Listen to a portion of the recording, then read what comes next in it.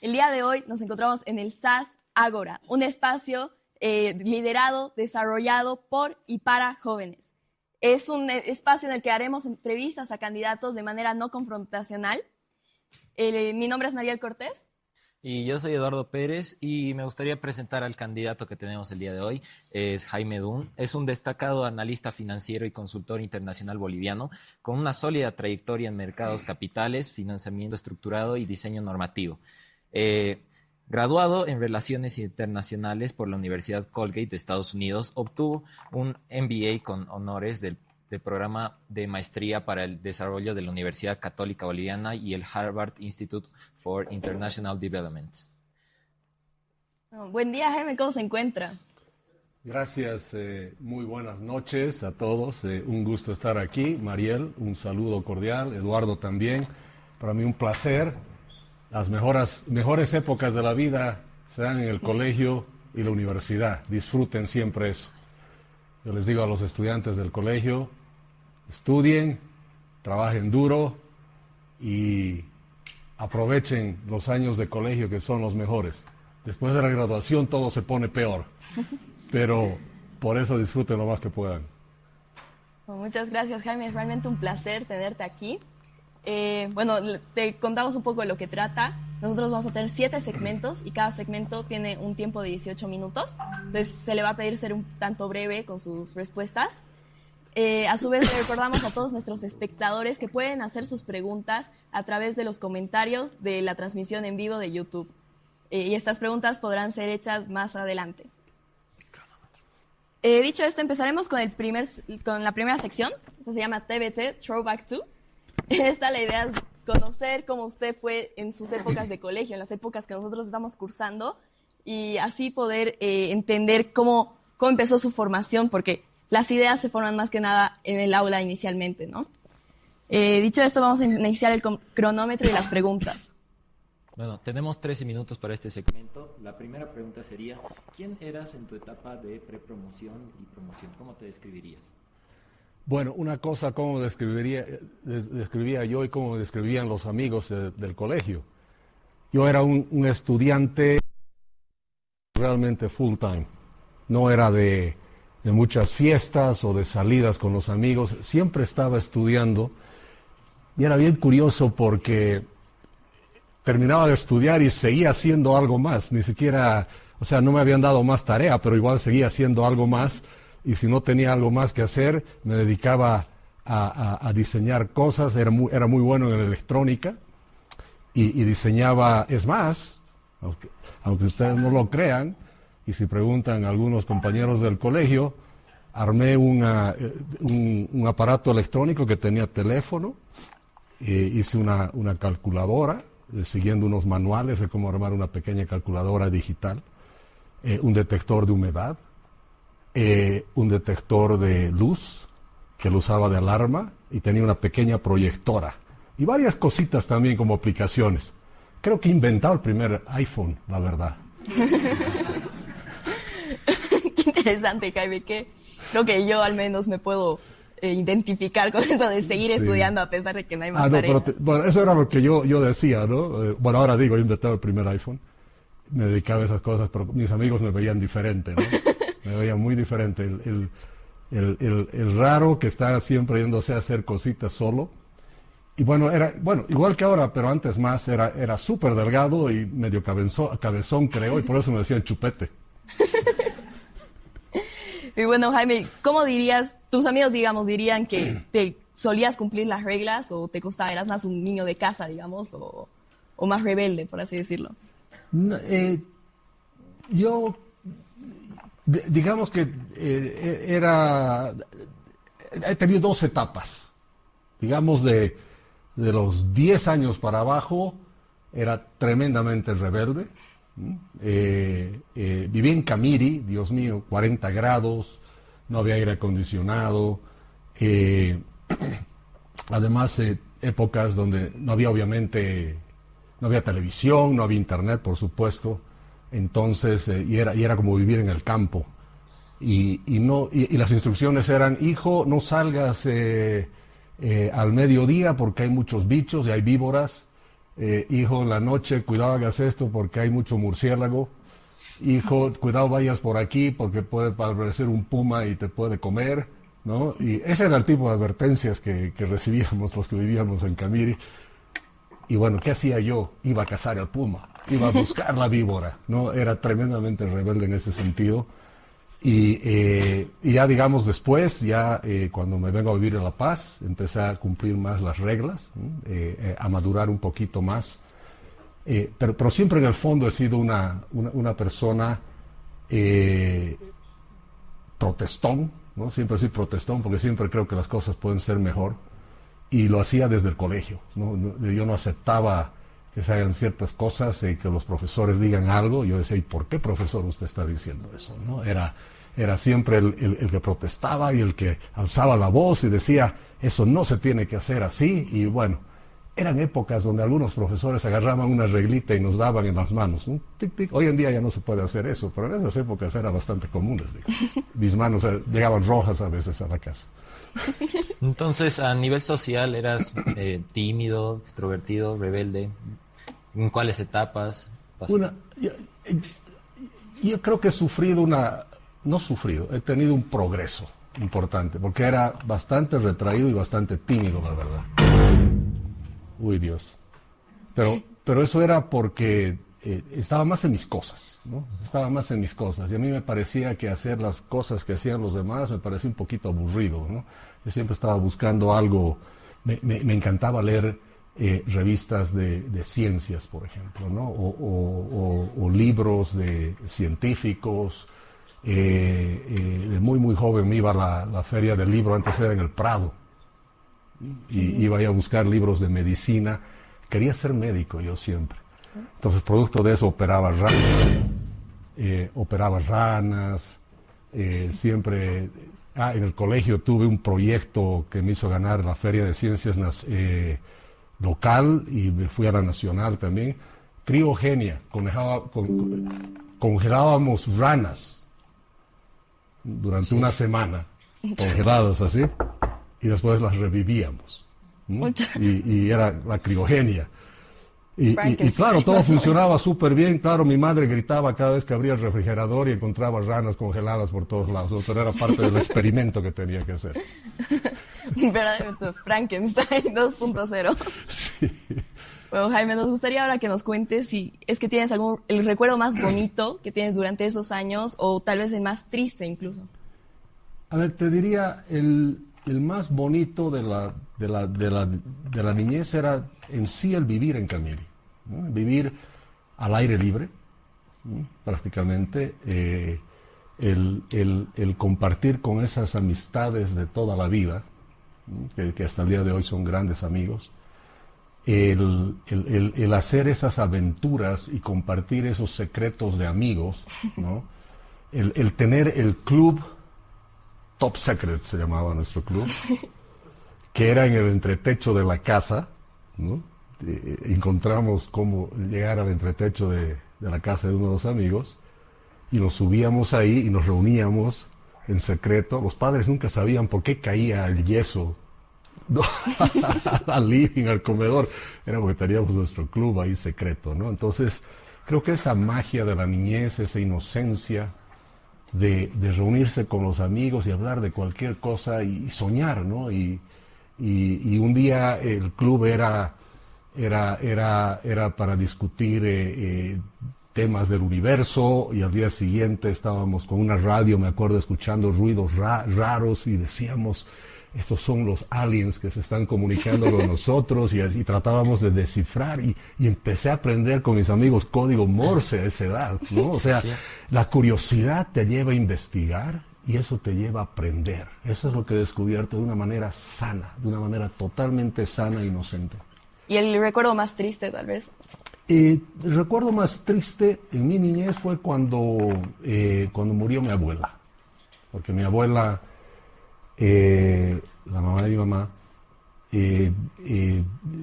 era la persona en Camiri que cuidaba mucho de nosotros, ¿no? Realmente una madre más. Y fue triste porque, a ver, ¿qué sucedió? Yo me vine a La Paz Yo fui el primero en venir a La Paz de mis hermanos. Y cuando me vine a La Paz, justamente el día que yo me vine, había muerto mi abuela. Bueno, una casualidad, ¿no? Justo ese día. Después, años después, me entero de que se había puesto muy nerviosa del viaje y bueno, va a perder su avión y quedó muy, muy nerviosa, ¿no? Y bueno, ella falleció.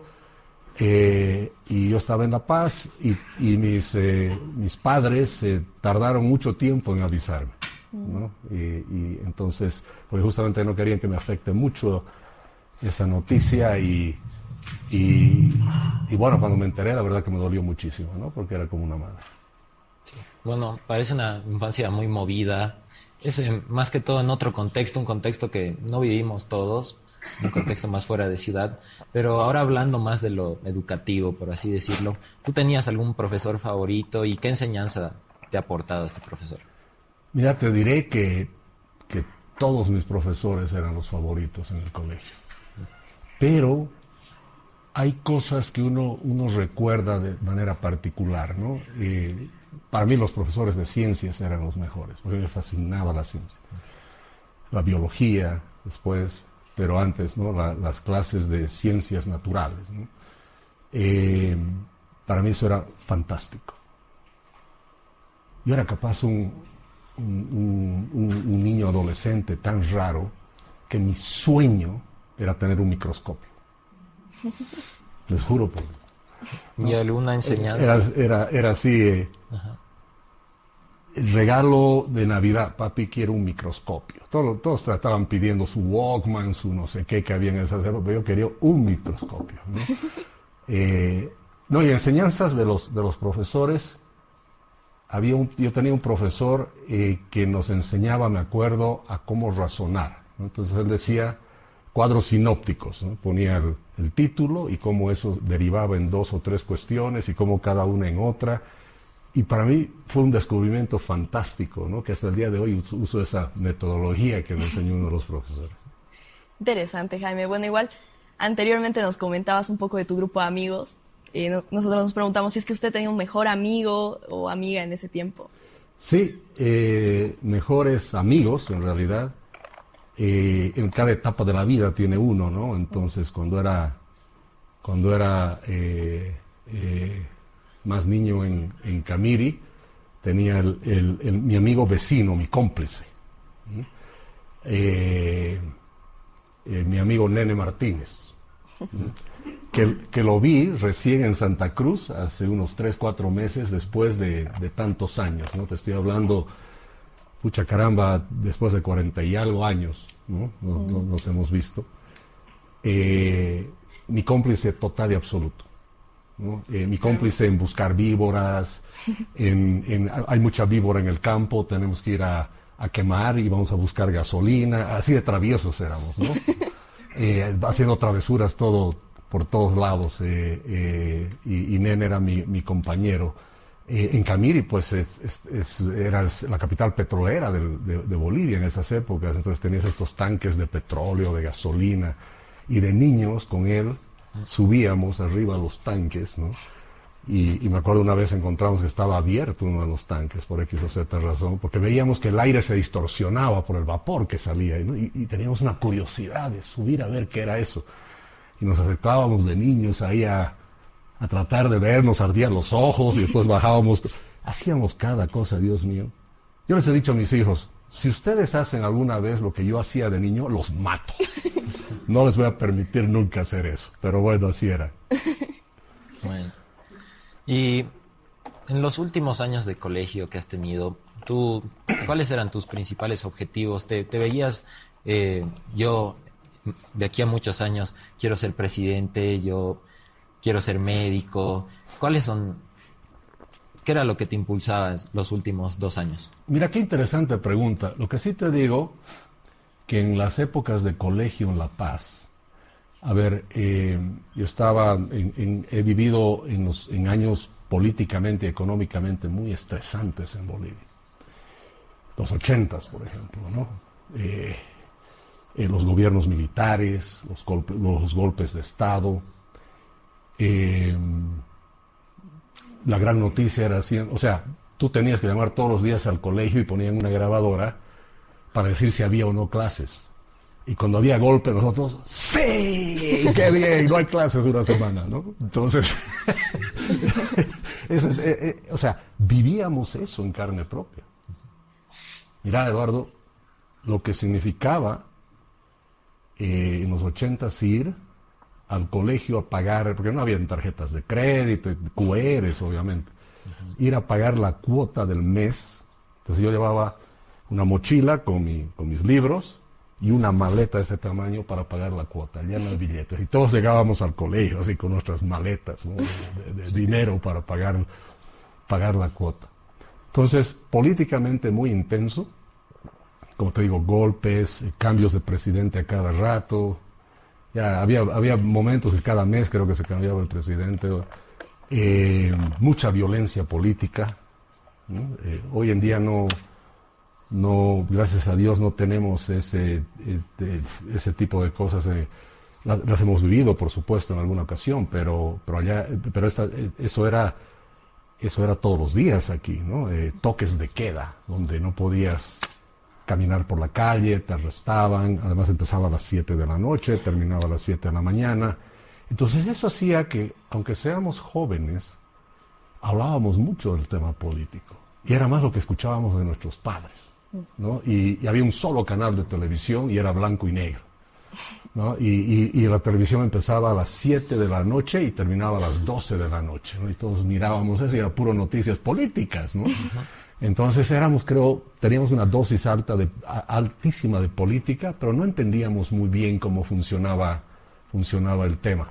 Es más, cuando yo todavía vivía en Camiri, me acuerdo la primera elección, cuando hablan va a haber elecciones, esto fue cuando ya terminó su periodo Banzer, y entra de candidato Pereda, creo que era, y era la primera elección donde yo tenía la conciencia de que se iba a elegir un presidente. Y después de tantos años en dictadura, no sabíamos lo que era una elección. Y entre los amigos en el club, ahí arriba en el techo, hablábamos de la elección. ¿Cómo se escoge el presidente? Y me acuerdo que mi amigo Nene decía, no, es bien fácil, se agarran a puñetes entre los candidatos y el que gana es presidente. O sea, nunca se nos cruzó por la idea que se votaría, ¿no? Esa era la inocencia de la... Bueno, hoy en día creemos que se vota también y así se elige, ¿no? Pero no necesariamente es así, hemos visto, ¿no? Capaz es mejor agarrarse a puñetes porque igual el padrón no sabemos cómo está. Capaz va a ser más limpio el resultado agarrándose a puñetes. Pero había un alto nivel de politización, como te digo, y por supuesto ya cuando ya tenía 15, 16, 17 años, la politización era mucho más alta en el colegio. Y capaz una de las cosas que he notado es que hoy en día creo que la juventud se ha alejado mucho de la política comparado a lo que era antes, y creo que es un tema que evidentemente hay que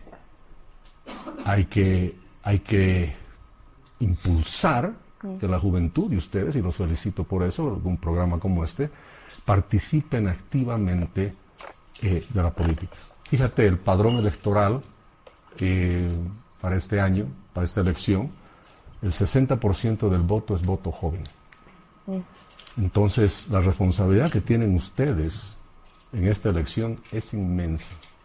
O sea, ustedes son los que van a promover la continuidad o el cambio, ¿no? Claro. Entonces, tienen que reflexionar sobre eso. Claro, Jaime, para esto está ese espacio, para un poco informar a la juventud, más que nada. Bueno, Jaime, ha sido realmente muy interesante escuchar su trayectoria desde querer ser un médico a estar acá sentado como candidato presidencial de Bolivia. Bueno, dicho esto, pasaremos a la siguiente sección. Bueno, la siguiente sección se llama Como en la cena familiar, que igual consta de 13 minutos. ¿En qué consiste esta sección? En esta sección se le harán preguntas desde una perspectiva a la que nosotros consideramos opuesta a la suya. Así se podrá comprender las capacidades del candidato ante posturas diferentes, porque en la democracia, como en la cena familiar, a veces hay desacuerdo, pero hay que saberse escuchar. Entonces vamos a empezar con la primera pregunta, que es: ¿puede la tecnocracia consolidar privilegios bajo el disfraz de eficiencia? La tecnocracia... ¿Puede la tecnocracia consolidar privilegios bajo el disfraz de eficiencia? A ver, evidentemente tecnocracia o no tecnocracia, se puede disfrazar muchas cosas, pero creo que las cosas para que funcionen, especialmente en el sector público, tienen que ser medibles.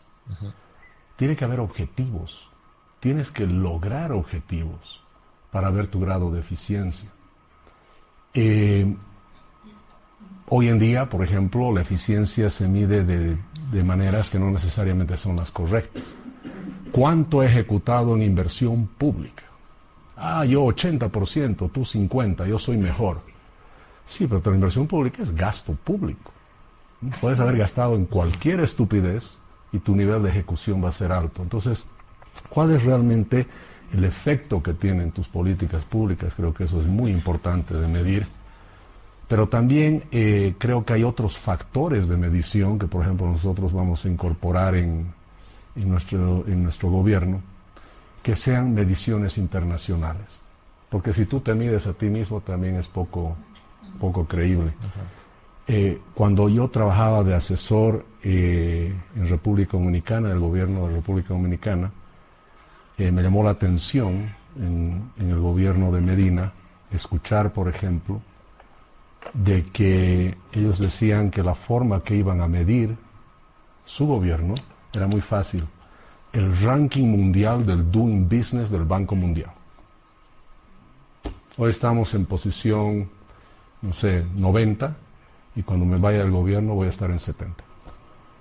O sea, así se va a medir. Y ese ranking del Banco Mundial toma en consideración muchísimas cosas, ¿no?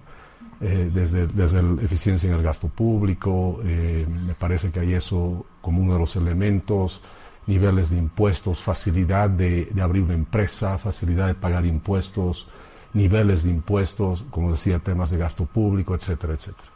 Y nosotros quisiéramos también poder medirnos con otros mecanismos de medición, como la Fundación Heritage, por ejemplo, que es el grado de libertades, ¿no? Hoy día Bolivia está en las últimas posiciones, siempre oscila entre las posiciones 150, 160 de 176 países que se miden. O sea, somos un país altamente reprimido, no hay libertades económicas, no hay libertades políticas, no hay libertades en temas de emprendimiento, porque no te dejan emprender, es muy difícil hacer las cosas en el país, el pago de impuestos es demasiado complicado.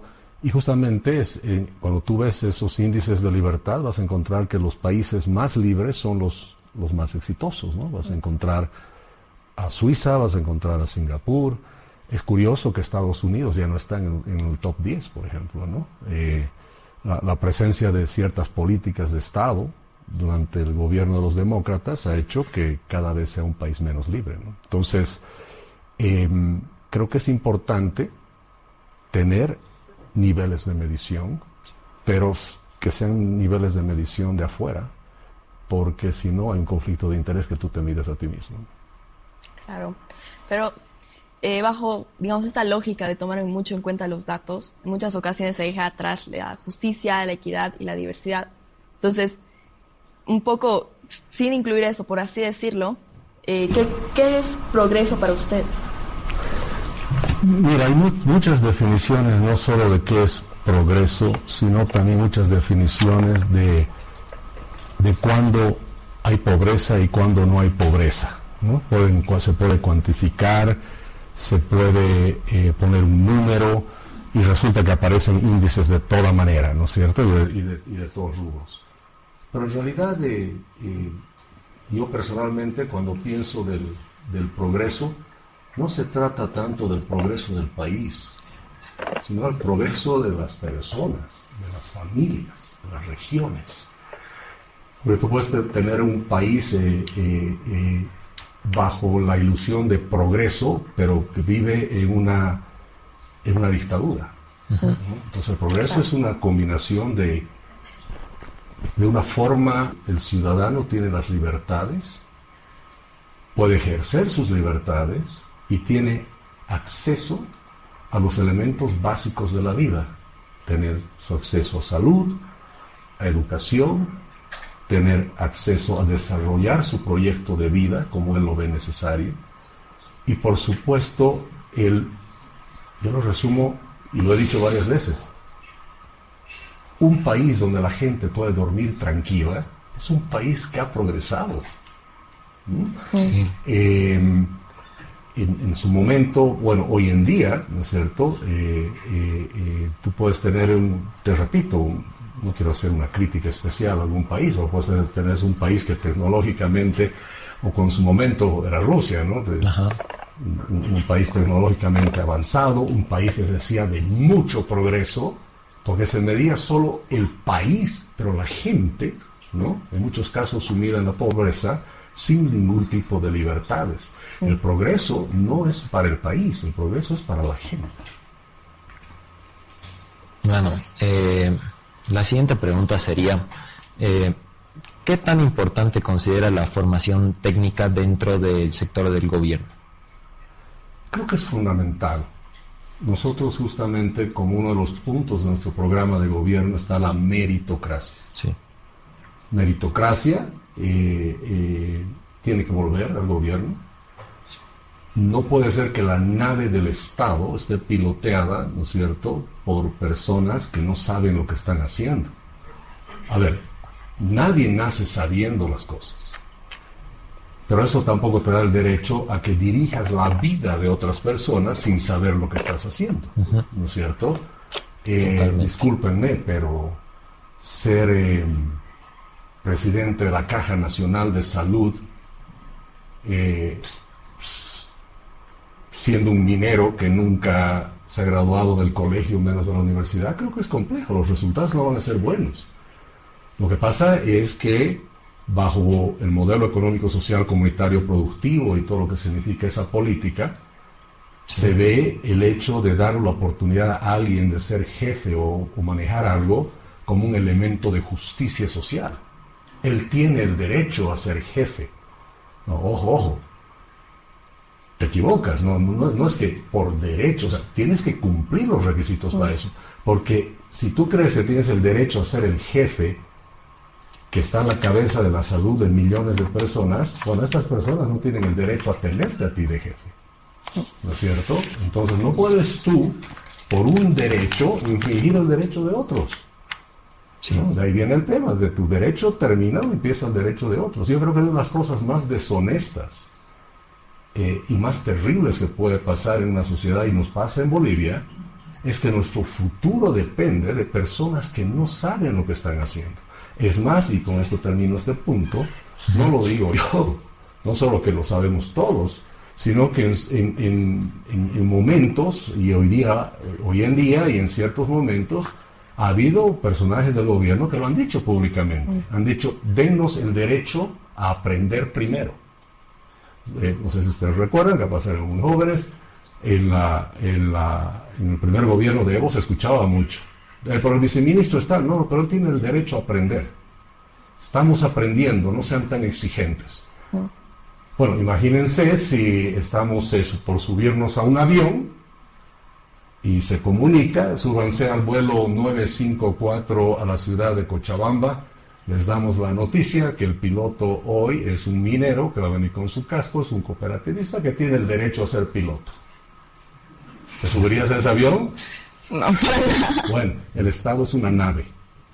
Tiene que tener expertos manejándola. Claro, y bajo esta lógica, ¿usted consideraría que esto igual aplica en sectores privados? Por supuesto, el sector privado, evidentemente, como busca la eficiencia y los resultados, de manera natural se supone que va a buscar eso. La meritocracia. Y ojo, la meritocracia no significa necesariamente llenarte de diplomas, sino es un conjunto de experiencias también que son muy importantes. A ver, tú tienes la empresa Yacimientos de Litios Bolivianos. Ajá. Se han gastado más de $1.000 millones tratando de extraer carbonato de litio o hidróxido de litio. Si no me equivoco, el anteaño pasado se han exportado $32 millones, con una inversión de $1.000 millones. ¿Y esto es culpa de que no existe meritocracia? Porque la gente que ha estado manejando, no solamente la empresa en sí, sino las políticas de Estado sobre el litio, se está haciendo con personas que no conocen del tema. Es más, ¿cuál ha sido el gran escándalo que ha habido? Que han hecho las piscinas de evaporación y el grosor que habían puesto había estado mal medido. Bueno, ¿quién mide eso? Por Dios, ¿no es cierto? Entonces, ¿cuáles han sido las consecuencias? Millones de dólares en pérdidas. Todo lo que es la extracción de carbonato o hidróxido de litio por evaporación ha sido un fracaso de miles, o sea, $1.000 millones. Has tenido un suicidio producto de eso, ¿no es cierto? Procesos judiciales a todo el mundo. Y todos dicen, bueno, es que yo no sabía cómo hacer eso, ¿no? Ese es un elemento de defensa también se vuelve, ¿no? Entonces, ¿pero qué hubiese pasado si hubiera sido una empresa totalmente privada? Donde alguien pone plata de su bolsillo y tienes accionistas que están arriesgando. Capaz nunca hubieran hecho lo que se hubiese hecho. Y si hubiesen hecho mal la cosa, pues pierden ellos por haber tomado una mala decisión. El problema que es cuando tú tienes una empresa estatal, primero que los que invierten esa plata no son dueños de esa plata. Somos nosotros que invierten nuestra plata. Y ellos, al no poner su plata en la inversión, pueden tomar cualquier decisión, no les interesa, ¿no? La cosa es que se invierta, porque están generando supuestamente actividad económica. Entonces, esa es la gran diferencia también que se da en general entre la empresa privada y la empresa pública. Te dicen que la empresa pública es de todos los bolivianos, y al final no lo es, porque tienes un grupo de personas que manejan nuestra plata como si fuese de ellos, ¿no es cierto? Y ese es otro tema que vamos a cambiar en nuestro programa de gobierno. Nosotros queremos que los bolivianos seamos realmente, si nos dicen que somos dueños, vamos a ser dueños de verdad, dando acciones a cada uno de las empresas públicas que sirvan, que funcionen, y realmente vamos a nosotros buscar el interés de que esas empresas sean rentables, y si hay malas inversiones, pues no las vamos a permitir. Claro. Muchísimas gracias, Jaime, por esta perspectiva. Pasaremos al siguiente segmento. Este segmento se llama ¿Sí o no? Y básicamente le vamos a hacer una serie de preguntas relámpago, por así decirlo, las que solo podrá responder sí o no. Más adelante, al final del segmento, se le dará un espacio para poder explicar más a profundidad 2 de estas preguntas. Y bueno, igualmente les hacemos recuerdo a todos nuestros espectadores y al público que pueden hacer sus preguntas a través del en vivo en YouTube. Bueno, dicho esto, empecemos con la sección. Bueno, primeramente, Jaime, decirte de que sí que la pregunta que quieras responder después, que me la dejes saber para que yo también la anote por si necesitas. O sea, responder al después. Sí, responder después. O sea, la del sí o no. Sí. Ok. Bueno, la primera pregunta sería, ¿está a favor de implementar políticas públicas que promuevan la equidad de género en todos los niveles del gobierno? No. ¿Está a favor de mantener los subsidios a hidrocarburos, incluso si esto implica recortes en otras áreas del presupuesto nacional? Sí y no.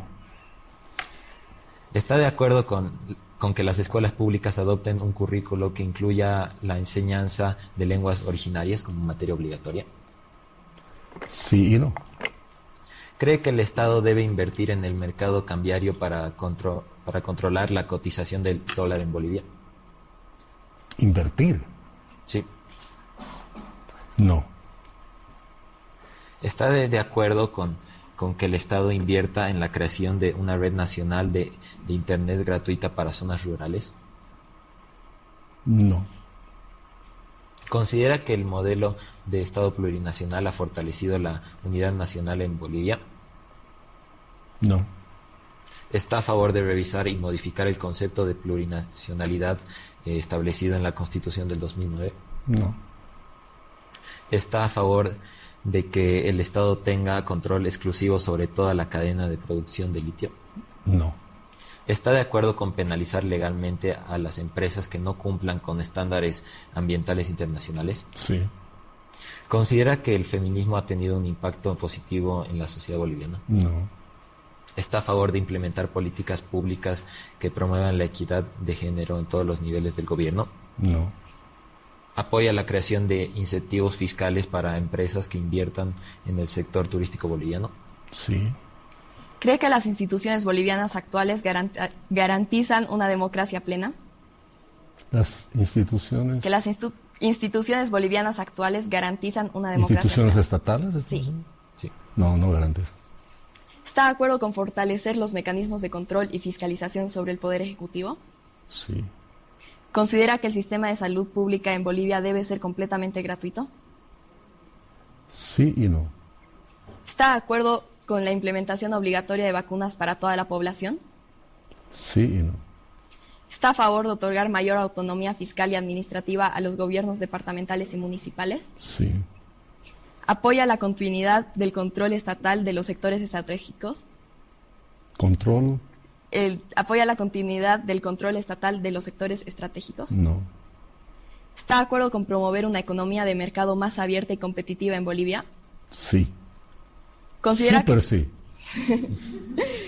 ¿Considera que los sindicatos tienen demasiado poder en la política boliviana? Sí. ¿Está a favor de regular la participación de sindicatos en decisiones gubernamentales? Sí. ¿Cree que las pequeñas y medianas empresas deberían recibir exenciones fiscales para fomentar su crecimiento? Sí. ¿Está de acuerdo con limitar la cantidad de concesiones que puede tener una cooperativa minera? De acuerdo a la ley, ¿no? Sí. ¿Considera que Bolivia debería adoptar tecnologías blockchain en la administración pública? Totalmente. Sí. ¿Está a favor de regular el uso de criptomonedas dentro del país? Sí y no. ¿Está de acuerdo con despenalizar el consumo recreativo de la marihuana? No. ¿Cree que el aborto debería ser legal en todos los casos de Bolivia? Definitivamente no. ¿Está a favor de mantener las restricciones actuales sobre el aborto en la legislación boliviana? Sí.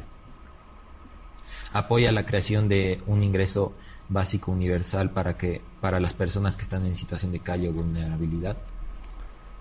Impuesto negativo lo llamo yo. Sí. ¿Está de acuerdo con implementar nuevas políticas que sean más dirigidas a erradicar el trabajo infantil? Erradicar el trabajo infantil, sí. ¿Considera que Bolivia debería tener leyes más estrictas contra el maltrato animal? Sí. ¿Apoya la implementación de programas de empleo garantizado por el Estado? No. ¿Está de acuerdo con flexibilizar las leyes laborales para fomentar la contratación en el sector privado? Totalmente, sí. ¿Apoya la implementación de un sistema de pensiones mixto que combine aportes estatales y privados? Mixto no. ¿Está usted a favor de aumentar la edad de jubilación en Bolivia para garantizar la sostenibilidad del sistema de pensiones? Aumentar, no. ¿Está de acuerdo con diversificar la economía boliviana para reducir la dependencia del sector extractivo? Totalmente, sí. ¿Está a favor de que se investiguen y, de ser necesario, se juzguen los actos de corrupción cometidos durante gobiernos anteriores? Totalmente, sí. ¿Está a favor de aumentar las penas para quienes participen en actividades de contrabando? Contrabando como actividad ilegal, sí. ¿Está de acuerdo con fomentar la inversión privada en el sector industrial mediante incentivos fiscales? Totalmente, sí. ¿Está a favor de revisar y, si es necesario, modificar las relaciones diplomáticas con determinados países para alinearse con estándares democráticos internacionales? Sí. ¿Cree que el Estado debe promover un modelo de familia tradicional como base de la sociedad boliviana? Sí. ¿Apoya la legislación del matrimonio entre dos personas del mismo sexo en Bolivia? Personalmente no. ¿Está a favor de implementar la cadena perpetua para delitos graves como el feminicidio y la violación de menores? Sí. ¿Apoya la legislación de la eutanasia en casos de enfermedades terminales y sufrimiento insoportable? Personalmente no. ¿Cree que en Bolivia se debería implementar de nuevo la pena de muerte para delitos extremadamente graves? Sí. ¿Apoya la separación total entre la Iglesia y el Estado para las políticas públicas? Sí. ¿Apoya la integración de la justicia comunitaria en el sistema judicial nacional como una forma válida de resolución de los conflictos? Sí y no. ¿Está a favor de la privatización de la administración de cárceles en Bolivia si esto mejoraría su eficiencia? Sí, de eso y otras cosas. ¿Considera que Bolivia debería intensificar la cooperación internacional en la lucha contra el narcotráfico, incluso si tuviera que tener presencia internacional dentro del país? Totalmente. ¿Está de acuerdo con legalizar ciertas drogas como estrategia para reducir el narcotráfico? No. ¿Cree que que Bolivia debe regular el desarrollo de inteligencia artificial para evitar riesgos éticos y laborales. Sí y no. Apoya la eliminación progresiva del uso de papel en trámites estatales. Por supuesto, sí. Está a favor de priorizar la inversión en infraestructura vial rural sobre la construcción de grandes obras urbanas. Sí y no. ¿Cree que los contratos de infraestructura pública deberían ser revisados por una comisión ciudadana independiente? Sí. Apoya la reversión de algunas nacionalizaciones en sectores donde el Estado ha demostrado ineficiencia. Sí. Bueno, muchas gracias, Jaime. Ahora, bueno, les vamos a dar el tiempo. Quisiera para justificar alguna de las preguntas que le hicimos. No sé si hubiera alguna en específico que le gustaría. Bueno, la verdad, han notado que he respondido sí y no a varias. Sí. Y eso es porque amerita una explicación. Claro. ¿no? Porque no puedes tú decir sí tajantemente o no respecto a algún punto. ¿Por qué? Porque depende de lo que la gente quiera. O sea, hay regiones donde puede ser que ellos quieren que se haga una cosa de una manera, ¿no? O sea, me preguntaba sobre la infraestructura pública y la obra urbana. Sí. O sea, ¿quién es el presidente para decir hay que hacer más obras urbanas? O sea, yo estoy en La Paz, en el gobierno, en la Plaza Murillo, y creo que en Cobija tienen que hacer más obras urbanas. Deja pues a los cobijeños que decidan. A eso me refiero, ¿no? Pero capaz de hacer infraestructura pública para llegar a Pando, que es ya algo de interés estatal, que es de parte de la inversión pública, bueno, eso sí. Pero decirles que porque yo hago esta carretera ahora va a haber menos obras urbanas no tiene sentido. Por eso mi respuesta era sí y no, ¿no? Bueno, y así hay varias donde lo que hay que tener mucho cuidado es, especialmente los que pensamos que debe haber menos centralismo y más libertades individuales y más libertades regionales, no podemos nosotros ser los que decidamos las cosas. Por eso te digo sí y no, ¿no? Los que mejor saben qué hacer en Santa Cruz son los cruceños. Sí. Los paceños son los que mejores saben qué es lo que hay que hacer en La Paz.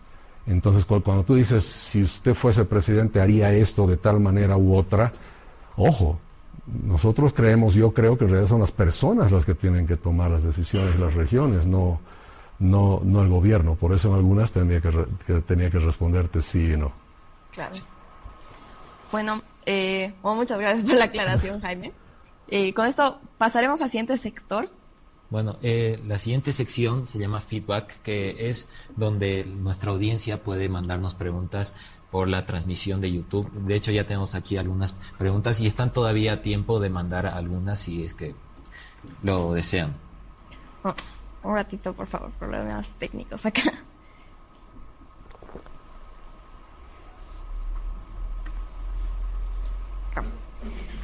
Bueno. Victoria nos pregunta, ¿usted propone un recorte de ministerio para el país?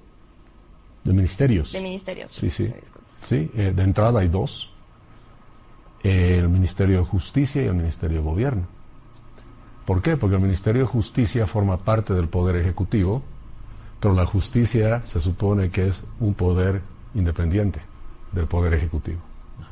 Y tienes al Ministerio de Justicia como un ministro que al final está sobre el Poder Ejecutivo, el Poder Judicial. ¿Para qué tienes un ministro? Capaz había buenas intenciones con ese ministerio, pero siempre ha funcionado mal. El ministro de Justicia, en el Poder Ejecutivo, se ha vuelto en el que decide quién es culpable, quién es inocente, el que negocia la justicia. Ese Ministerio de Justicia se ha vuelto la fábrica de perseguidos políticos. Ese Ministerio de Justicia, además, se ha vuelto un gran negocio, especialmente si el ministro es abogado, porque su bufete resuelve los casos, ¿no es cierto? Así funciona. Y por el otro lado, se ha vuelto en un mecanismo de protección a la corrupción. Porque como el ministro de Justicia protege al Poder Ejecutivo, los casos de corrupción contra el gobierno nunca avanzan. ¿Cómo podemos hablar de independencia de poderes teniendo un Ministerio de Justicia, ¿no es cierto?, dentro del Poder Ejecutivo. Entonces sería tan ridículo como que en el Poder Judicial hay un Ministerio de Economía, digamos, ¿no es cierto? No tiene ningún sentido, ¿no? Entonces tenemos que cortar eso. Y el Ministerio de Gobierno se ha vuelto en el brazo operativo, de alguna manera, de ese Ministerio de Justicia. He sufrido yo en carne propia persecución, ¿no? Un supuesto golpe de Estado, donde hemos visto que la justicia tiene en realidad un documental, se vuelve una novela, y eso se vuelve prueba. Y cada novela, cada documental, siempre tiene un guión, y cada guión tiene un autor, y cada documental tiene un director. ¿Y quiénes son los directores y los autores? Vienen desde el Ministerio de Justicia al Ministerio de Gobierno. Y con esto termino. ¿Por qué se llama Ministerio de Gobierno? Porque trabaja para el gobierno, no para la gente. Ajá. Bueno, muchas gracias. La siguiente pregunta es de Juan Pablo, que nos dice: ¿a qué persona de la historia política boliviana admira o considera un referente para su campaña? No necesariamente un referente, pero sí admiro mucho a Víctor Paz Estenssoro.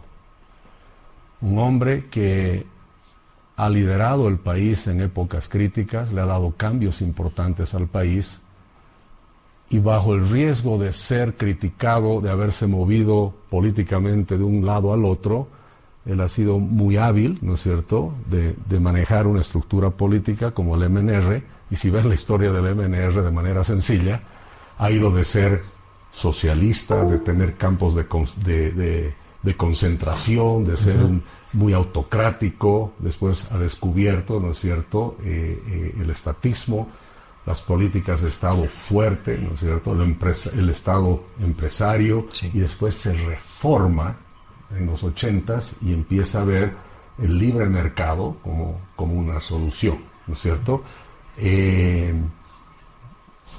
Da para hablar mucho, pero se podría criticar de que ha sido un partido que se ha acomodado, pero no ha sido que se ha acomodado, ha sabido leer la historia y ha sabido jugar un rol muy importante, y eso ha hecho que el mismo Víctor Paz, ¿no es cierto?, haya sido presidente varias veces. Yo creo que en la historia de Bolivia siempre se lo va a ver como un presidente que ha hecho políticas de Estado muy importantes en su momento.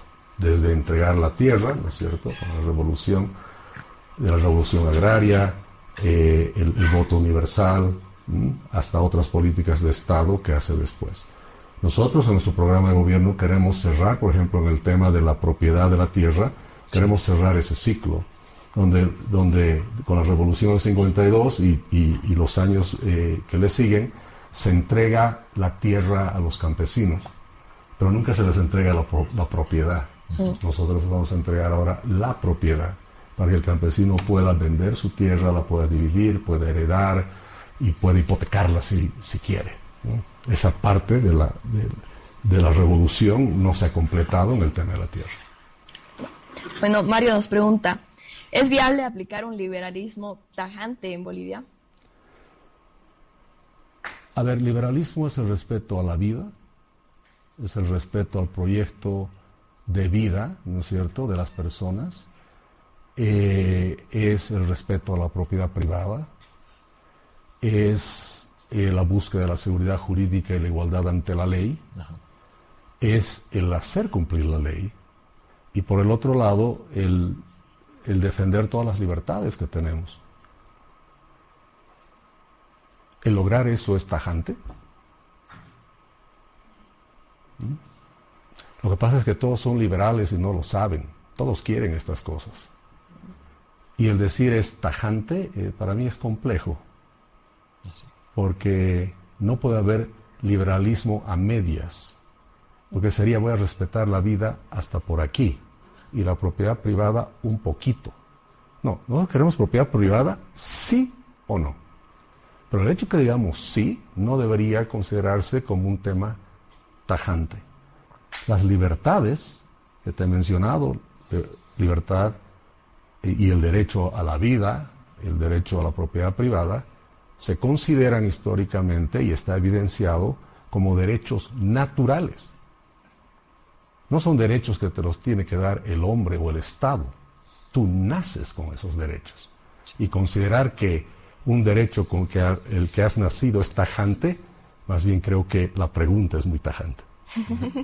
Bueno, muchas gracias por la respuesta. Una pregunta aquí muy interesante de José que dice, si es presidente, ¿qué hará con todas las empresas estatales y sus deudas? Bien, no solo sus deudas, sus problemas, la corrupción. Muchos dicen, sí, Jaime quiere privatizar las empresas públicas. A ver, ¿qué es lo que digo yo? Primero, tú tienes en el ámbito de las empresas públicas dos temas complejos por el lado del gasto público. Tienes el CEDEM, que es la incubadora de empresas públicas, a un costo de $500 millones al año, para incubar empresas estatales. Ojalá sea para incubar pymes, por lo menos, o empresas del sector privado. Eso por un lado. Y por el otro lado, todas las empresas estatales reciben financiamiento de unos $1.300 millones de soporte financiero. Sin embargo, se nos dice que las empresas estatales son todas rentables. Y yo pregunto, si son rentables, ¿por qué les damos financiamiento? Estamos hablando de financiamiento, además, tasas del 0.5% a 10 años o a 20 años. O sea, un financiamiento que es totalmente... o sea, lo que quiero decir es un financiamiento que un privado nunca tendría. O sea, las empresas estatales tienen financiamiento que no tiene un privado, y las empresas estatales compiten con el privado que tiene que ir a conseguir un crédito similar, pero al 8% a 5 años, ¿no? Entonces, hay competencia con ese financiamiento, arrinconando al sector privado, pero lo que yo digo que hay que hacer es, se entra al gobierno y se corta el financiamiento a las empresas públicas, porque se nos han dicho que son rentables, y si son rentables y realmente funcionan, ¿por qué se las financia? Si a los 30, 60, 90 días las empresas estatales no pueden funcionar, bueno, significa que nunca fueron rentables. ¿Queremos mantener empresas que no son rentables? Entonces no van a ser que las he privatizado, como se dice. Simplemente no han funcionado. Eso no es privatizar, es simplemente darles la oportunidad de vivir, y si no sobreviven, pues, y si se murieron en el camino, no fue que fueron privatizadas, simplemente no funcionaron. Y las que funcionan, se nos dice que son las empresas de los bolivianos, pues hagamos que sean de los bolivianos de verdad. A ver, hoy en día se supone que todos somos dueños de ENDE, todos. Ajá. A ver, nómbreme quién es el gerente general de ENDE. ¿O quién es el presidente de Entel? ¿Tú sabes? Pero es tu empresa, hermano. Sí. ¿Ah? ¿Cómo puedes ser dueño de una empresa y no sabes quién es el presidente? ¿O quién es el gerente? Lo que pasa es que no sabemos. No hay información siquiera de nuestras empresas. Entonces yo le tomo la palabra a la Constitución, a las leyes y al gobierno. Somos dueños, perfecto, vamos a ser dueños de verdad. ¿Qué significa eso? Que el paquete de accionarios de ENDE lo vamos a dividir entre cada uno de los ciudadanos bolivianos, mayores de 18 años. Vas a tener tu título accionario de ENDE, y cada 4 meses vas a recibir dividendos. Las ganancias que tenga la empresa te van a llegar, una parte importante, a tu bolsillo, y esa acción la vas a poder usar de garantía. Por supuesto va a haber mecanismos para que no haya acumulación de porcentaje, pero va a haber libertad también de poder en un momento, bajo ciertas condiciones, lo puedas comercializar también esas acciones, y activas también el mercado de capitales de Bolivia, que lo tienes que activar. Entonces, cuando al final digan, ENDE es tu empresa, entonces sí, de verdad que es mi empresa, es mía, yo soy accionista. Y debería ser así. Los bolivianos somos dueños de las empresas, pero seamos de verdad dueños de las empresas. No como ahora, las empresas estatales tienen dueño. Sí. ¿De quién? De las familias de los gobernantes. Ellos son los dueños. Seamos claros, las familias del Estado son de los familiares de los que están en el gobierno y de los que están en el gobierno. Por eso ponen a su amigo, a su tío, a su abuelo. Tienes parientes por todos lados, en los directorios, en las gerencias, y las manejan como les da la gana, como si fuesen sus empresas, decimos, pero en realidad son sus empresas.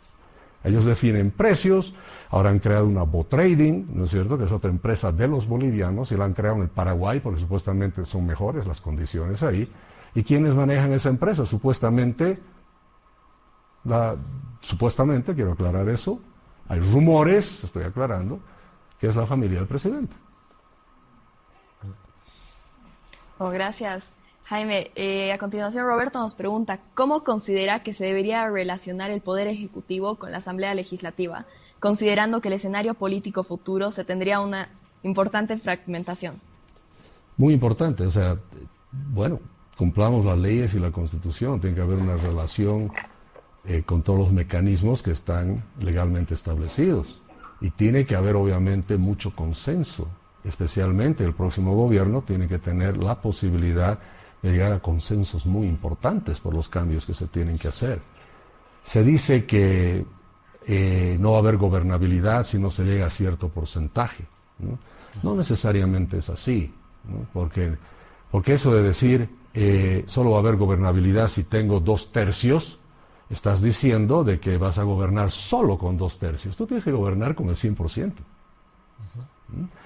Hay momentos en la historia de Bolivia, y no solo de Bolivia, de otros países, donde el gobierno puede tener, ¿no es cierto?, un porcentaje bajo, pero logra en consenso hacer grandes cambios.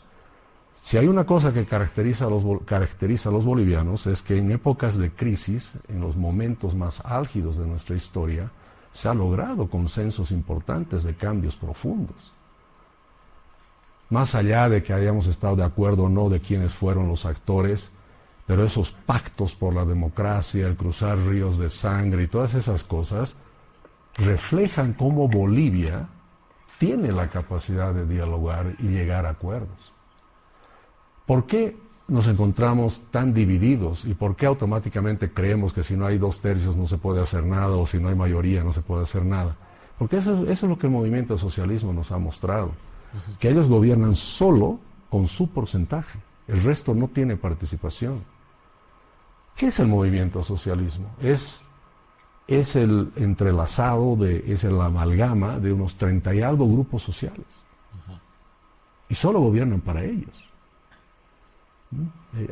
Por ejemplo, el sector privado no está ahí. Por eso cualquier decisión de subir salarios o cualquier tema en el tema laboral lo decide la COB.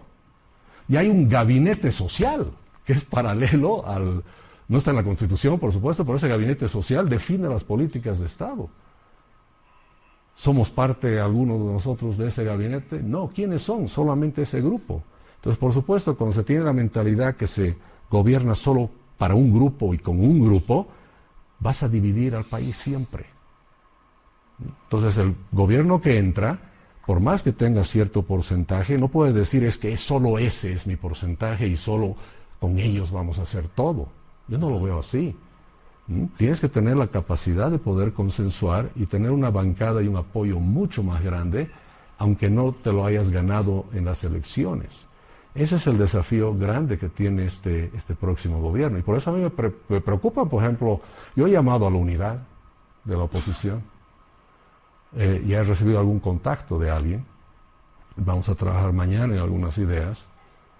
Pero si ni siquiera como oposición, como precandidato se ha logrado tener unidad, porque se está siempre viendo los intereses mezquinos, ¿no? De yo y mi gente, ¿no? Entonces, si soy yo y mi sigla, entonces, si yo me alío contigo, mi sigla puede ser que desaparezca o mi gente no va a tener lo que ellos quieren, ¿no? Entonces, no podemos, ¿no es cierto?, llegar a un gobierno que se piense de esa manera. Creo que el consenso y el trabajo conjunto siempre tiene que ser la prioridad.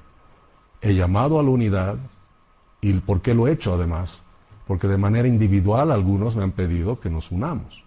Pero he dicho, ¿pero por qué unirme solo yo contigo? Bueno, nos unimos con todos. Y de una vez tengamos toda la oposición unida. Y ahí es donde empieza a tambalear un poco la idea. Pero creo que así es como tenemos que pensar en un gobierno que es para todos. Un gobierno que consensúa, por supuesto, bajo principios importantes, porque tampoco se trata de hacer cualquier cosa. Y nosotros decimos los principios sobre los cuales hay que gobernar Bolivia son los principios de las libertades, que las he mencionado hace un momento. Bueno, muchas gracias, Jaime, y muchas gracias al público por haber enviado sus preguntas, disculpas. Hubo una cantidad abrumadora de preguntas por las que, no se logró hacer todas. Una disculpa por eso. Dicho esto, pasaremos a la siguiente sección. Esta se llama ¿Y si fueras, qué harías? En esta sección básicamente le daremos un rol. Entonces usted deja de ser Jaime como tal, es un rol de un ciudadano común.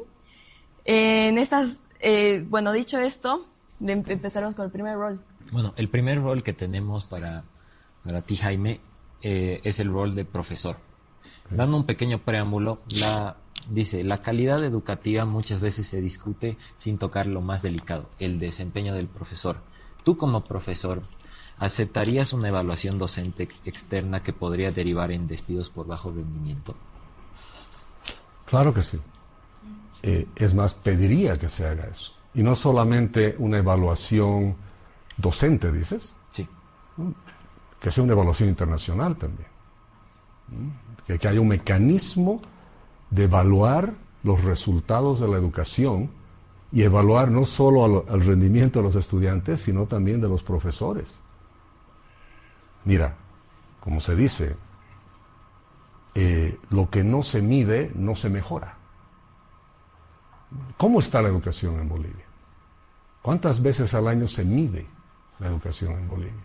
¿O cómo se mide la performance de los profesores? No hay formas de medir. Algunas se han hecho internacionales de alguna manera, no oficiales, y los resultados son patéticos. En un colegio, algún resultado que vi por ahí decía que de los estudiantes graduados de un colegio público, solo el 17 y 19% puede entender lo que lee completamente. Y de un colegio privado, 27%, ¿no? Es muy halagador eso también. Y pruebas de matemáticas, solo el 2 o 3% ha entendido lo que ha aprendido, o lo que ha entendido lo que le han enseñado, ¿no es cierto?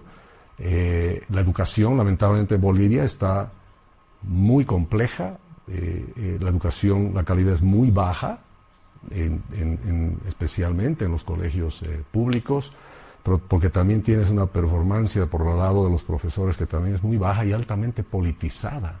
O sea, la educación pública está en manos de un magisterio. Ellos dictan cómo se hacen las cosas. Lo digo con todo respeto, pero hemos tenido ministros de educación, viceministros de educación, que no pueden hablar correctamente el español. Y recuerdo el último lío que había, era que para subir en el escalafón del magisterio, habían descubierto que los profesores habían hecho chanchullo, y había que anular los exámenes. Entonces, esa es la educación boliviana, y esa es la educación que queremos. Por supuesto que no. Tiene que ser medible, cuantificable, y los resultados tienen que venir.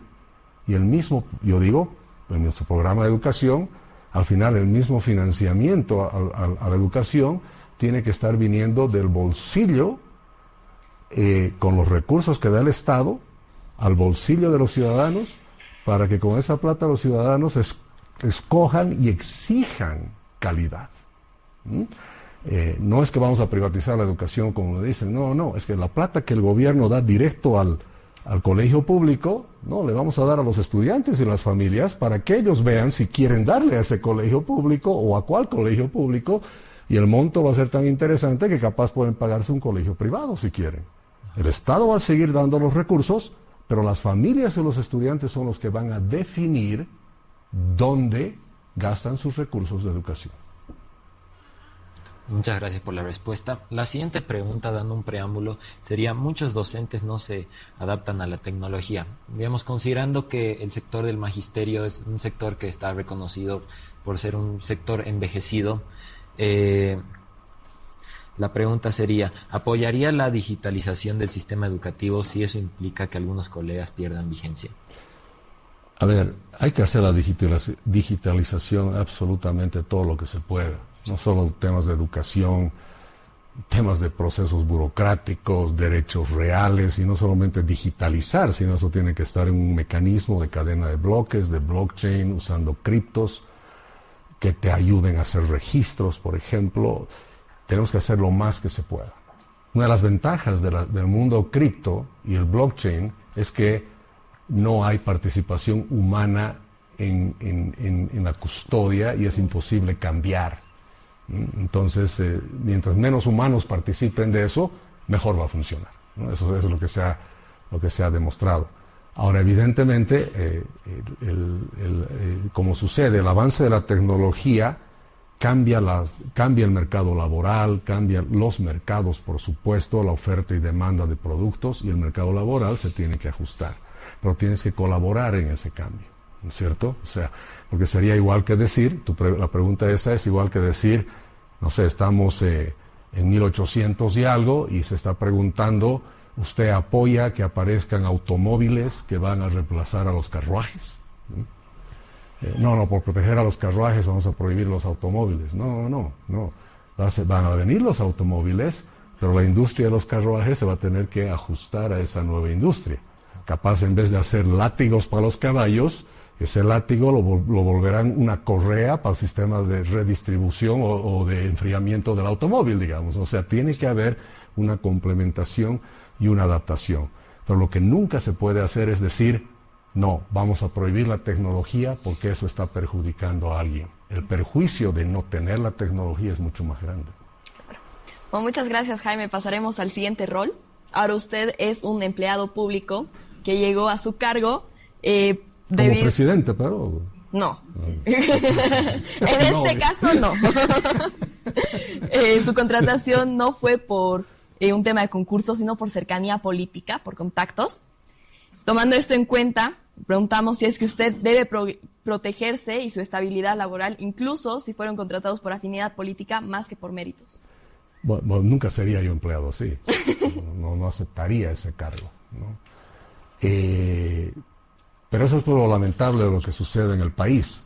Tú tienes que el gobierno contrata primero a los del partido y a los familiares, y lo que decía hace un momento, entonces puedes tener un minero capaz siendo piloto de BOA el día de mañana, ¿no? Entonces,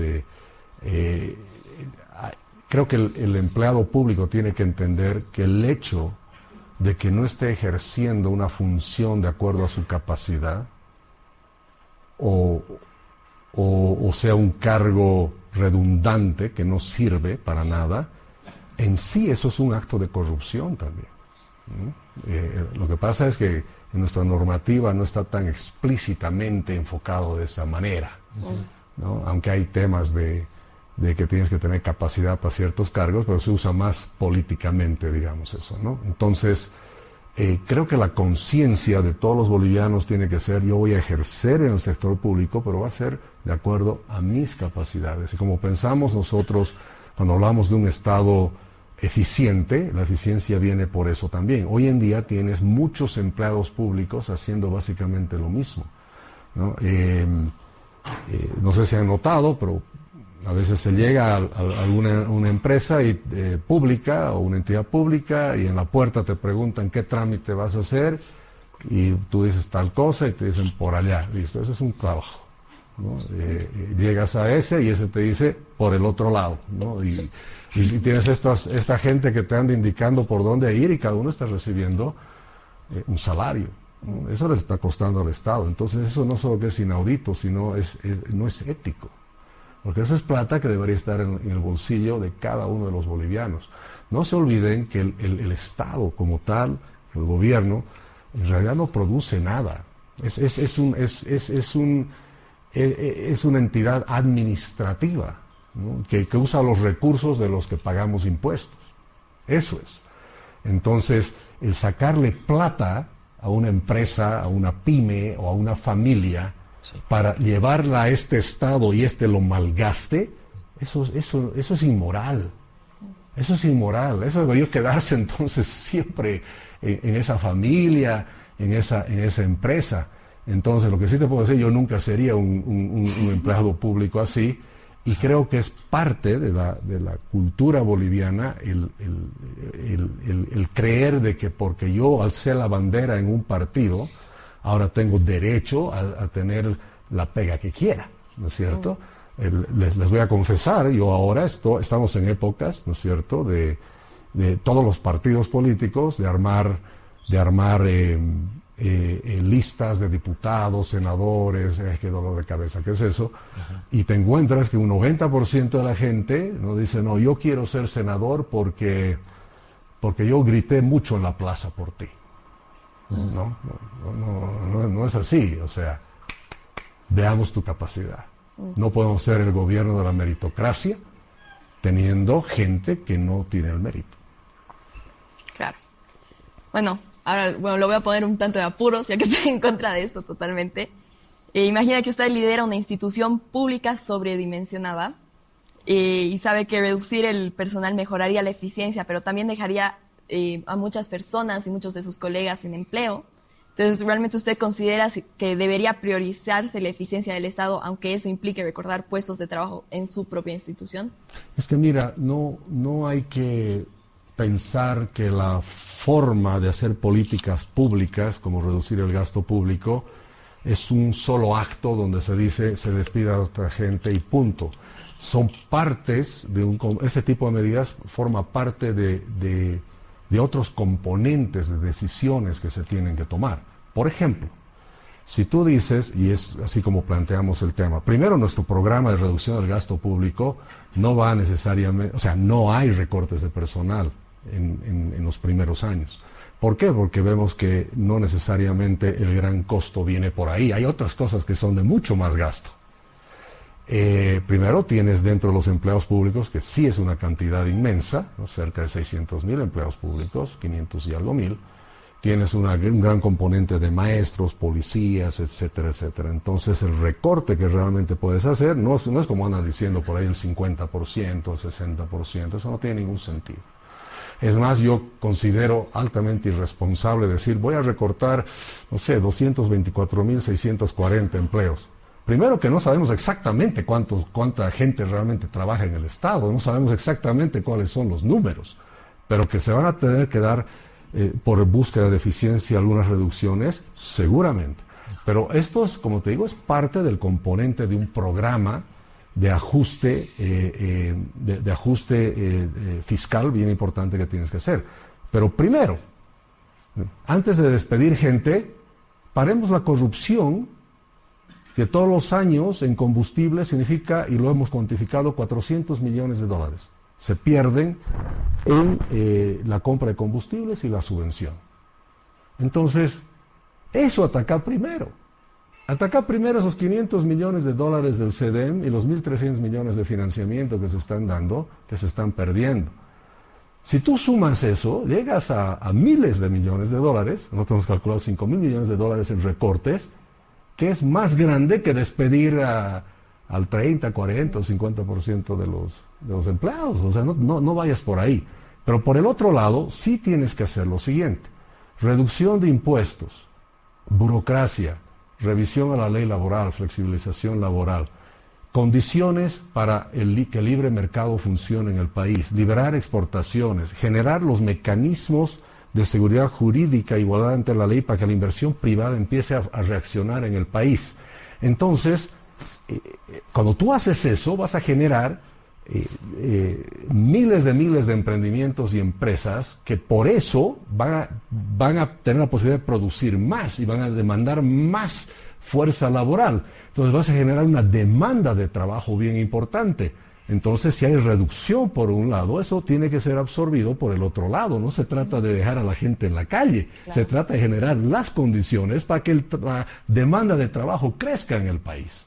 El problema ahora es que un empleado público sale hoy en día, es más, ojo, los que trabajaban para Evo, vino Arce lo sacó y se quedaron sin empleo, porque el sector privado no puede generar empleo. Entonces, si es que estamos pensando que un nuevo gobierno va a tener ese mismo problema, pues significa que es un gobierno que no va a cambiar las cosas. Pero como nosotros vamos a cambiar las cosas, la generación de empleo va a ser tan importante que el traslado de un empleo de un lado al otro va a ser algo totalmente factible. Oh, muchas gracias, Jaime. Bueno, muchas gracias, Jaime. Ya, gracias.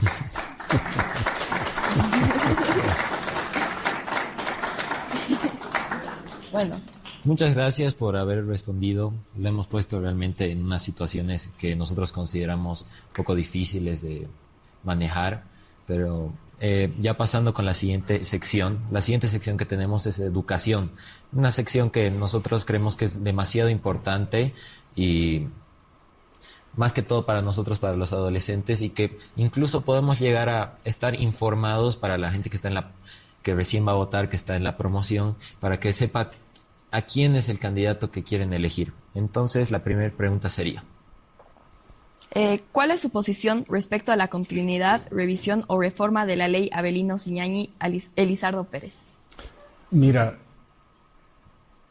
otra vez volviendo al tema, nosotros somos un gobierno, vamos a ser un gobierno que creemos mucho en las libertades, por supuesto, no creemos, sino las vamos a hacer que se implementen, para aquellos que quieran aceptarla, por supuesto, ¿no? Pues no puedes obligar a ser libre a alguien, ¿no? Hasta eso tienes que elegir, pero sabemos que la Avelino Ciñani tiene el problema que viene altamente ideologizada, ¿no es cierto? Y es una ley, es una ley, obviamente, se trata de hacer una reforma en la educación que justamente lleva a perpetuar muchos de los males culturales que tenemos en el país.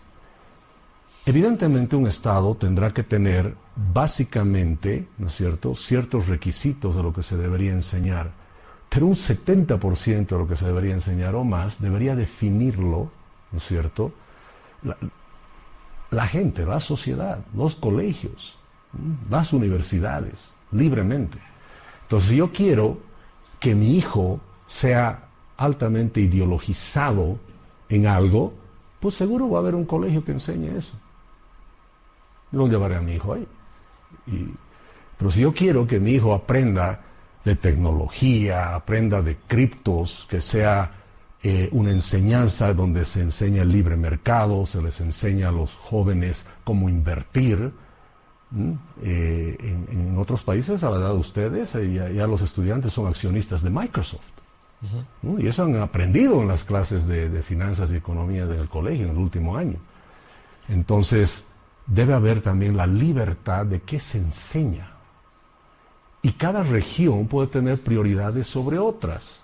No sé, me imagino que capaz en La Paz, ¿no es cierto?, aprender de temas más relacionados con la minería, ¿no?, versus en el norte integrado de Santa Cruz, que es la agricultura, ¿no es cierto?, capaz las regiones decidan eso. Pero lo que no puedes hacer es decir, con una regla y rajatabla, de decir, todos tienen que aprender de esta manera, y el que no le gusta, lo siento mucho. No debe haber una imposición. Tiene que haber libertades también sobre lo que se quiere enseñar y sobre que nosotros como padres queremos que nuestros hijos aprendan, obviamente, hasta que sean mayores de edad, ¿no es cierto? Tiene que haber la mayor cantidad de libertad posible en eso. Por supuesto, bajo estándares internacionales hay ciertos temas básicos que se tienen que enseñar en los colegios, y el Estado tiene que poner eso, ¿no es cierto?, como lo básico que se debería aprender. Pero el tipo de clases que hayan y si es robótica, y si es chino mandarín, o si es aymara, bueno, que lo escoja el colegio, la región y la familia. Pero no me vengas a imponer algo, ¿no es cierto?, que primero capaz no necesito, y segundo, yo no creo en eso. Yo no estoy de acuerdo, por ejemplo, que se llegue también a un extremo, donde se diga en todos los colegios se va a enseñar, no sé, lo que estábamos hablando, temas de ideología de género, por ejemplo, o diversidad sexual, que hay 420 sexos, les vamos a enseñar a estos estudiantes en todo el país. No, porque hay familias y hay personas que no quieren eso. Entonces, ¿por qué los vas a obligar? Ahora, que hay colegios que enseñen eso, perfecto que haya, pero que sean los estudiantes y las familias que escojan ir ahí. No los obliguemos. Bueno, muchas gracias, Jaime.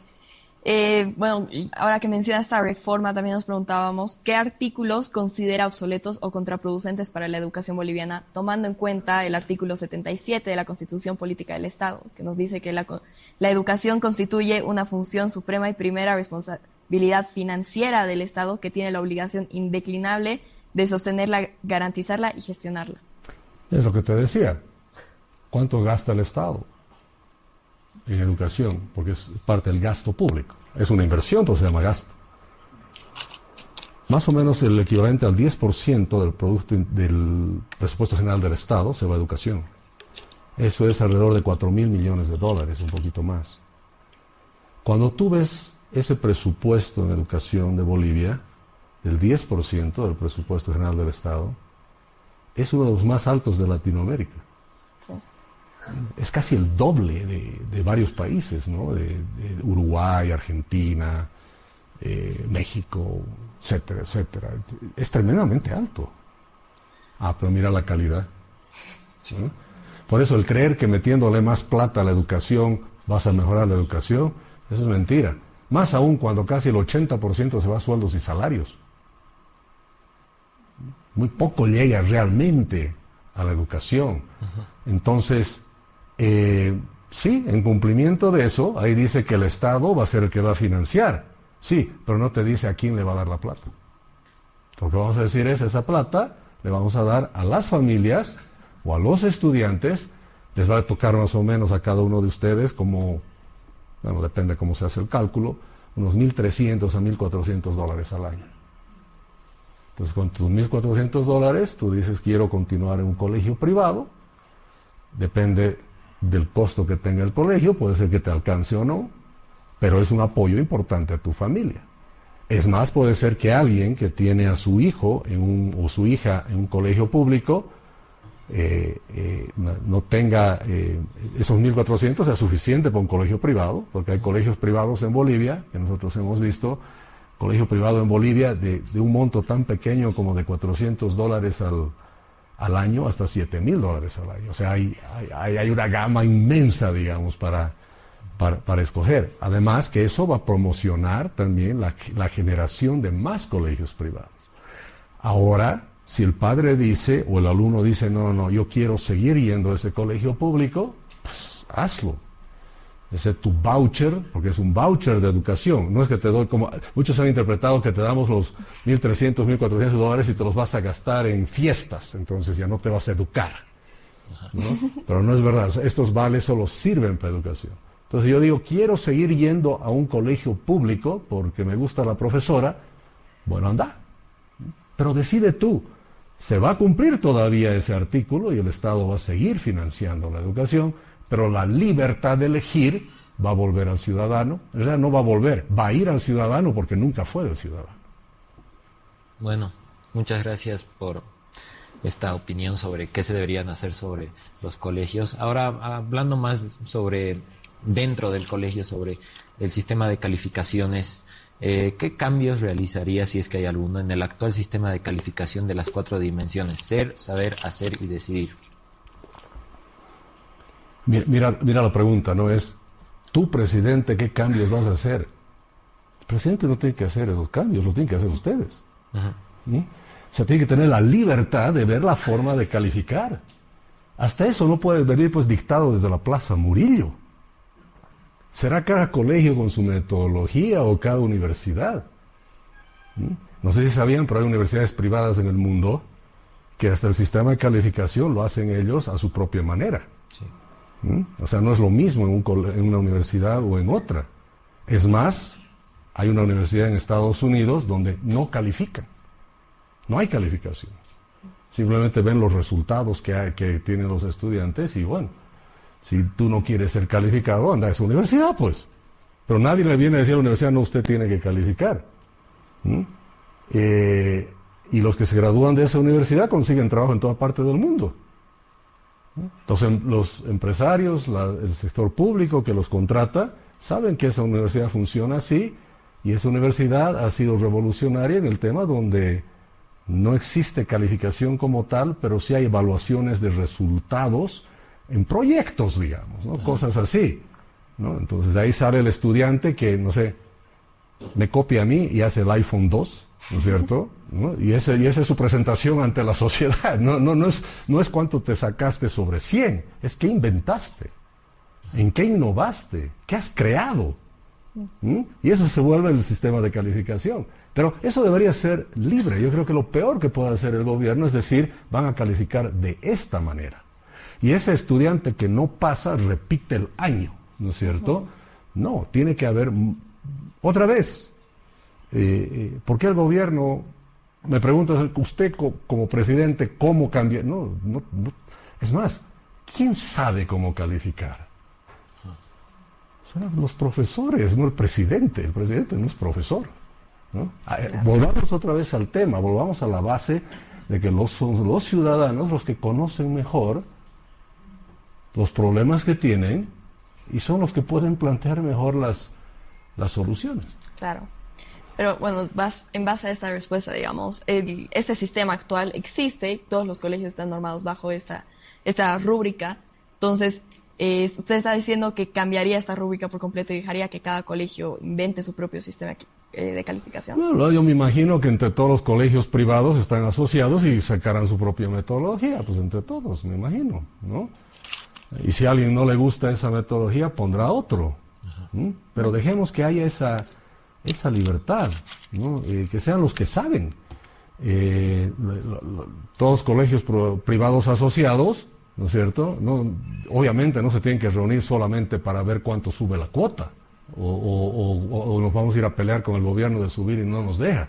Estos son los temas que tienen que discutir entre los colegios privados. ¿Qué enseñamos? ¿Cómo lo hacemos? ¿No es cierto? ¿Cómo calificamos? ¿Y por qué no traemos esta tecnología? ¿Y por qué no traemos la otra? Y puede ser que algún colegio privado diga, ni siquiera estoy de acuerdo con esta asociación de colegios privados y yo solito quiero hacer algo. Pues déjenlo, ¿no? ¿Y cómo se va a medir el éxito? Con cuántos estudiantes vienen a ti y cuántas familias creen en ti. Que haya la libre competencia. Ahora, no creo que haya un colegio que diga, nosotros siempre vamos a dar 100 a todos los estudiantes, sepan o no. Como herramienta de marketing. Alguien podría pensar eso, ¿no? Si los dejas que ellos decidan, puede ser que califiquen de una manera que sea todo muy fácil. Bueno, si quieres hacer un colegio privado así, hazlo, pero el riesgo que vas a tener es que ningún padre va a querer mandar a su hijo a ese colegio. Claro, sin embargo, esto no abriría paso un poco de poca transparencia, tanto en la educación, porque han existido casos de colegios que piden incluso que baje la media para pasar de año o algo por el estilo, para que así sus estudiantes pasen pensando mucho más en los estudiantes que en la educación en sí. Por supuesto, pues si empiezas a manejar de una mala manera, ¿no es cierto?, vas a tener ese tipo de situación. Pero seguramente lo que va a surgir de todo esto, como sucede en otros países, como hay libertad de cómo se califica y cómo se enseña, al final el sector privado también, por ejemplo las universidades privadas se han asociado y han dicho, caramba, de los colegios vienen con tantas formas de hacer las cosas que no podemos definir quién es un buen estudiante y quién no, podría darse eso, o quién es el mejor estudiante. Entonces, ¿qué han hecho? Han creado un sistema de evaluación de un examen nacional. Y los que pasan ese examen de cierto nivel para arriba, no sé, el famoso SAT por decirte, ¿no? Bueno, hay ciertas universidades que solo aceptan de, no sé, 1.300 para arriba. Punto. Es que yo voy a un colegio, ¿no?, donde sus estudiantes solo sacan 200. Bueno, ya sabes las consecuencias que va a tener, pues, ¿no? Entonces, otra vez volvamos al tema de que lo que no se mide no se mejora. Necesitamos tener mediciones, ¿sí? Tenemos que tener mediciones. Es más, está en nuestro programa de gobierno, si me dejas un minutito más, el facilitar la toma del examen del SAT a todos los colegios en Bolivia. ¿Por qué? Porque aquellos estudiantes que veamos, que se vea que tienen 1.400 o más en el SAT, el Estado tiene toda la obligación de decirle, tú tienes la oportunidad de irte a otra universidad fuera de Bolivia. Entonces, el entrar a una universidad con un SAT tan alto, creo que es el sueño de muchos estudiantes. Sí. ¿No? Si yo les pregunto a ustedes, ¿a qué universidad quisieran ir? Por ejemplo, bueno, me interesa mucho el irme afuera del país, irme a Estados Unidos o Nueva Zelanda. Ese es el sueño de todos los estudiantes. Sí. Harvard. Bueno, saca un buen SAT. Claro. Mostrar habilidades que otros no tienen. Pero podemos llegar a un acuerdo con esa universidad como Estado boliviano de que los estudiantes que son evaluados por la universidad y la universidad los acepta, ¿no es cierto?, tendrán las becas que la universidad da. ¿Cuánto cuesta una universidad como Harvard? $90,000 al año. Pero lo difícil no es pagar, es entrar. Entonces nosotros está en nuestro programa de gobierno el implementar un mecanismo de colaboración con las mejores universidades del mundo, donde los mejores estudiantes de los colegios puedan ser, ¿no es cierto?, aplicantes a esas universidades. Tienen que tener la oportunidad de poder aplicar a esas universidades con la ayuda del Estado. Con esos $1,700, por lo menos que te sirva para tu pasaje de avión, ¿no es cierto?, a Boston. Y por eso yo digo, y en el programa decimos, que nuestro gobierno va a hacer que Bolivia tenga la mejor educación del mundo. Me dice, pero eso es imposible. No, ¿cómo que no? Vamos a mandar a las mejores universidades del mundo a los mejores estudiantes, los vamos a ayudar a que vayan. Conclusión, Bolivia tiene acceso a la mejor educación del mundo. Sí, totalmente. Bueno, Jaime, con esto damos concluido esta sección y pasamos a nuestra última sección de esta entrevista tan enriquecedora realmente. Esta sección se llama Juventud y Política y vamos a cerrar con las preguntas y planteamientos que más nos interesan a nosotros, los jóvenes, y que realmente, porque ya la política realmente afecta cómo vivimos, estudiamos y trabajamos, y es algo a lo que muchas veces se puede sentir ajeno, sin embargo es muy cercano a nosotros, ¿no? Bueno, la primera pregunta que le tenemos es, ¿qué planes tiene para mejorar el acceso de los jóvenes a empleos formales y bien remunerados? ¿Y qué conlleva esto? Bien.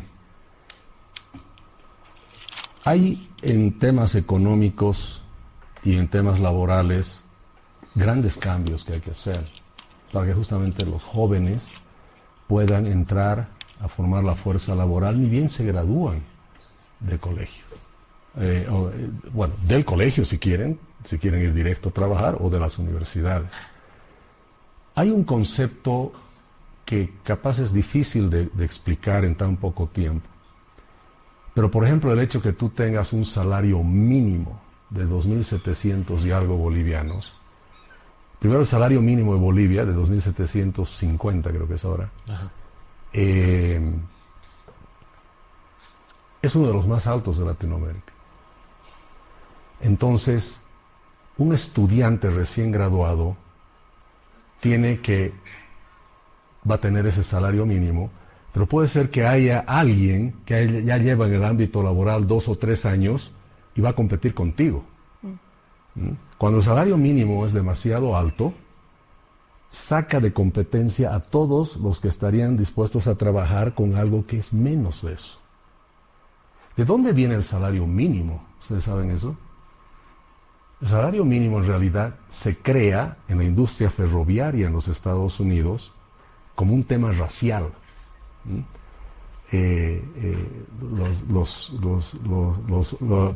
contra de los hombres de color que trabajaban en la industria ferroviaria. Se pone el salario mínimo tan alto, y como lamentablemente la gente de color en esas épocas no tenía un nivel de educación importante, pues nadie los contrataba, porque tenían que pagar un salario que era muy alto, y se volvió un tema racial. Se ponía salarios mínimos en todo donde querían que la gente de color no entre, ¿no? Tienen que darse cuenta, y ustedes seguramente pueden analizar, de cómo, si el salario mínimo es así, automáticamente dejas fuera del mercado laboral, especialmente a los jóvenes. Entonces eso hay que cambiar. Ahora, ¿cómo puedes lidiar con eso también? Porque el problema es que el salario es mínimo y tienes que trabajar 8 horas y tiene todos los servicios sociales, laborales que se tienen que dar, por supuesto, y eso encarece más. Pero nosotros planteamos que el salario mínimo, que al final tiene que haber, porque además los tratados internacionales así lo dicen, sea por hora, no por mes. Entonces, al ser por hora, puede ser que una persona joven diga, ok, yo necesito experiencia, puedo trabajar 4 horas al día, o 2 horas al día. Bueno, legalmente ya vas a tener empleo, y vas a estar ganando experiencia, y para el empleador va a ser un monto, ¿no es cierto?, más pequeño, más accesible también, menos costoso. Y por el otro lado, vas a hacer que la gente pueda trabajar en varios lugares al mismo tiempo, ¿no? Puede ser que 5 días de la semana trabaje en algo y capaz el fin de semana trabaje en alguna otra cosita más. Entonces, las formas de dar empleo tienen que venir con ese tipo de soluciones, siendo bien innovadores. Por ejemplo, repito, el salario por hora te hace que generes empleo formal de forma masiva.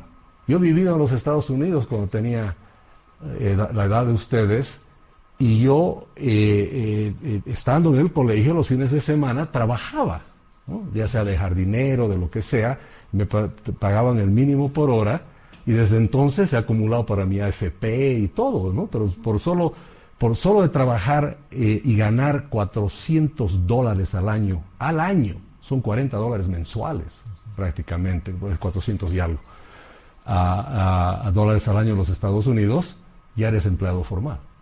Entonces tenemos que hacer eso. Las empresas hoy en día, por ejemplo, a veces tienen que contratarte, en el sistema regulatorio, por ejemplo, ¿no? Sí. La norma dice que hay que contratar a una persona, voy a exagerar solo para poner el ejemplo, que se asegure de que esta tapa es verde, ¿no? Y la fabricas una vez al mes, una tapita, ¿no? Hay empresas que hacen su producto una vez nomás. Entonces ese inspector viene y en un día dice, sí, es verde. Sí, y los otros 29 días está sentado sin hacer nada. Pero la ley laboral dice que lo tienes que contratar por un mes, cuando lo podrías haber contratado, ¿no es cierto?, simplemente por ese día. Entonces, esos son los cambios que hay que hacer en el sistema laboral para que sea también para los empleadores más fácil contratar gente y contratar muchísima más gente. Por eso una reforma laboral es muy importante. Se llama la Ley General del Trabajo, pero ustedes tienen que entenderla como la Ley General del Desempleo, especialmente del desempleo de los jóvenes y de las mujeres jóvenes, que si son mamás, se les pone más difícil que sean contratadas, lamentablemente. Es la Ley General del Desempleo. Bueno, muchas gracias, Jaime. La siguiente pregunta nos dice, ¿bajo qué criterios usted vio conveniente armar y llevar a cabo su alianza con su vicepresidente Uriondo? Bien, sí sé que eso ha sido sujeto de muchas críticas por una pregunta que se le hizo, ¿no? que no la respondió bien. Pero sin embargo, fíjense, es una persona empresaria, nacida en Tarata, muy joven tuvo que emigrar a los Estados Unidos porque vivía en la extrema pobreza. Su madre quedó viuda y él era uno de 8 hijos. Y él decidió, para poder ayudar a su madre a alimentar a los hijos y a sobrevivir, emigrar a los Estados Unidos. Y lo hizo de manera ilegal. Y vivió en la extrema pobreza en los Estados Unidos, con $1 al día más o menos. Empezó trabajando de constructor. Bueno, eso se llama albañil. Empezó trabajando de albañil, consiguió algo de trabajo de albañil, le fue muy bien y terminó poniendo una empresa constructora. Y después puso otros emprendimientos. Hoy en día tiene más de una decena de empresas en construcción y en el mundo del entretenimiento. Tiene restaurantes también, discotecas en en Orlando. Tiene a 1,5 cuadras de la Casa Blanca un restaurante donde comen autoridades de todas partes del mundo, el mismo presidente, me imagino. Y él es el ejemplo de lo que un boliviano puede lograr en un país donde hay oportunidades de verdad. Si él se hubiese quedado aquí, no hubiera logrado nada de eso. La pena es que él ha tenido que irse a otro país para lograr el éxito. Y hoy en día lo vemos todos los días. Y yo les pregunto a ustedes, ¿dónde viven los bolivianos más exitosos? No viven en Bolivia. Pero, ¿por qué? Porque Bolivia no da las oportunidades. No da las oportunidades que nosotros como gobierno queremos dar. Respeto a la propiedad privada, libertades, menos impuestos, menos corrupción, menos burocracia, capacidad de innovar y dejarte a ti decidir que tu emprendimiento se pueda hacer lo más rápido posible. Nosotros por eso creemos firmemente que el emprendedor, el pequeño empresario, el gran empresario, son grandes benefactores sociales en realidad, porque no solo arriesgan su capital, sino que encima generan fuentes de trabajo. Debemos estar todos agradecidos con la gente que hace eso, ¿no es cierto? Entonces, ¿cuántos Edgar Urionas habrá en Bolivia? ¿No? Que tienen un potencial inmenso pero no pueden hacer nada, ¿no? Porque no se los deja, porque el gobierno no te deja. Ustedes saben quién es Elon Musk, ¿no es cierto? Sí. Bueno, yo digo, si Elon Musk hubiera nacido en Bolivia, capaz todavía estaría haciendo el trámite para sacar el NIT de Tesla, ¿no es cierto? Y lo más probable es que todos le han dicho, no se puede, ¿no? Y cuando él ha dicho, voy a hacer una empresa espacial para llegar a Marte, el gobierno hubiera sido el primero en decirle que está prohibido hacer esas cosas en este país, ¿no es cierto? Tengo un gran amigo, Javier Iturralde, no sé si han escuchado de él. Javier tiene la tecnología para hacer diésel de plásticos, de llantas y de no sé qué cosas. En este país no le han dejado hacer su fábrica. No le han dejado, no le han querido dar la autorización. Se ha tenido que ir al Paraguay. Ahora está produciendo diésel allá. Es más, él nos debe estar vendiendo el diésel que necesitamos, que lo iba a hacer en el Alto, creo que era, y no se lo ha dejado. Entonces, ¿qué vemos aquí en este binomio? Un Jaime Dunn que habla de ideas de la libertad, de no tener burocracia, de tener un país de empresarios, de emprendedores, y que del gobierno te deje hacer tus emprendimientos. Y Edgar es el reflejo de lo que se puede lograr si se hace lo que el presidente dice. Esa es la complementación que hemos encontrado. Oh, muy interesante, Jaime. Bueno, muchas gracias. Y como última pregunta de todo de toda la entrevista sería, ¿qué haría si en un hipotético caso de segunda vuelta electoral tuviera que unir esfuerzos con algún partido político? ¿Sería de izquierdas, de derechas? ¿Estaría dispuesto a hacer un bloque de unidad o incluso a bajar su candidatura si es necesario? Mira, lo importante es salvar Bolivia. Ajá. Salvar Bolivia, pero salvar de verdad. Y salvar Bolivia va más allá de sacar al MAS, ¿no? El sacar al MAS como objetivo no es suficiente. Nosotros lo vemos así. Es más, ya hemos tenido una oportunidad donde no había el MAS. Pero como no había una visión de país, de qué hacemos después de que se va el MAS vuelve. Pero obvio, pues, si no tienes claro qué le ofreces al país, si no hay una visión de país, no hay un programa de gobierno de cambio, el MAS va a volver. Entonces, sacar al MAS en sí mismo y solo eso no es suficiente argumento. Ahora hemos llamado al bloque de la unidad en base a principios de cambios profundos que se tienen que hacer en el país. Cambios que van a hacer de que el MAS nunca más vuelva. Pero no tiene que ser porque electoralmente los hemos derrotado solo políticamente, sino porque hemos demostrado que las libertades y una economía de libre mercado y la propiedad privada y el capitalismo popular y las decisiones de las regiones y de la gente valen mucho más que las ideas del MAS. Cuando logremos eso, nunca más va a volver la izquierda en este país. Entonces, si es que llegamos a un punto donde es necesario, no solo yo, que nos bajemos varios, ¿no?, para cambiar Bolivia de verdad, por supuesto que hay que hacerlo. Pero bajarnos para que continúe el masismo de alguna manera, o venga una izquierda disfrazada, o la hora que hemos escuchado, ¿no es cierto?, la izquierda democrática, ahora se ha declarado uno de estos partidos, ¿no es cierto? No podemos sacrificar todo un movimiento de ideas y de libertad para terminar en lo mismo. Eso no. Bueno, muchas gracias, Jaime, por toda la entrevista. Ha sido una entrevista... Gracias.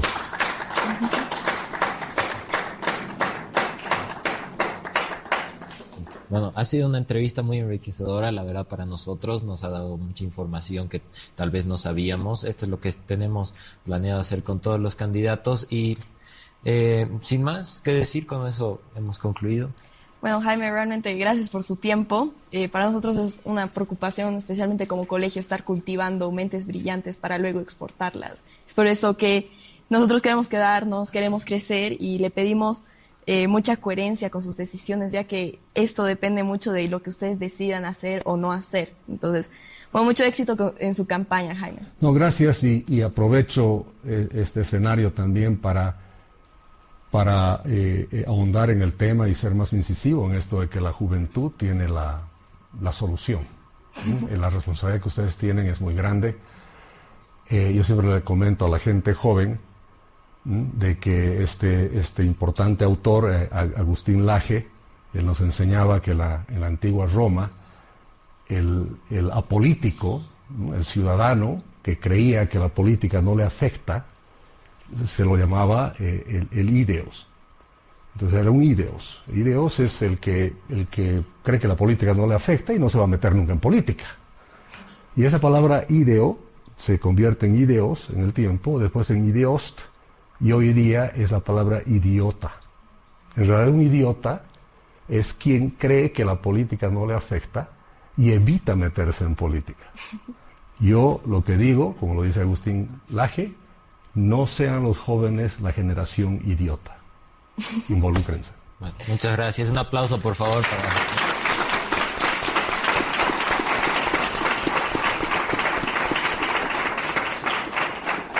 Bueno, con esto concluimos nuestra entrevista con Jaime Dunn. SAS ahora continuará acá y vamos a seguir haciendo entrevistas a diferentes candidatos. Es un gusto tener a todo el público y tener a Jaime. Gracias por acompañarnos. Muchas gracias. Gracias.